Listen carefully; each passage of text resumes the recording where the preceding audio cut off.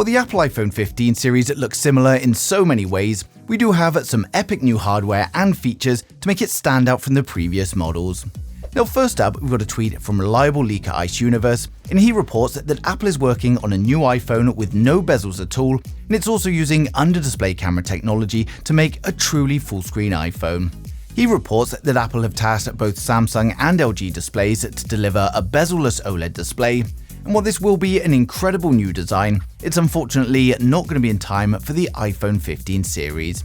Something that is in time for the iPhone 15, however, is today's video sponsor, the CaseCoo CloudCush case.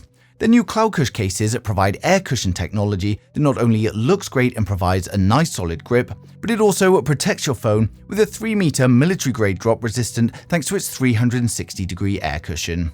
I like its silky smooth design that feels great to hold in your hand, and it also comes in a range of different colors from black and beige all the way over to green and pink. They're currently running a promotion for July, and all you've got to do is post on social media a way that you personally relieve stress and then tag @CaseCoo in the post, and you could win yourself a free iPad. Now links are down in the description, so go ahead and check it out. Next up, we've got confirmation from leaker Unknowns21 that the iPhone 15 Pro model is going to be using a grade 5 titanium for the frame. He's received sufficient evidence to confirm this and also provided this image here. And I've also created this render to show you what a brushed titanium could look like in the new blue color. Next up, we've got news from RG Clouds on Twitter that stacked batteries are on track for the iPhone 15 series, and they're being used in the whole iPhone 15 lineup. Now, the new stacked batteries are going to increase battery life for the iPhone 15, and it's also reported that the fast charge speed could be up to 40 watts. This is a big improvement on last year's 30, but it's still not the highest we've seen by a long way.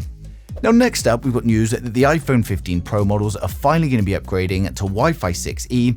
And while this is great for those of you with Wi-Fi 6E networks at home, it's a little bit disappointing to see this integrated at a time when a lot of other smartphones are now moving over to the Wi-Fi 7 standard.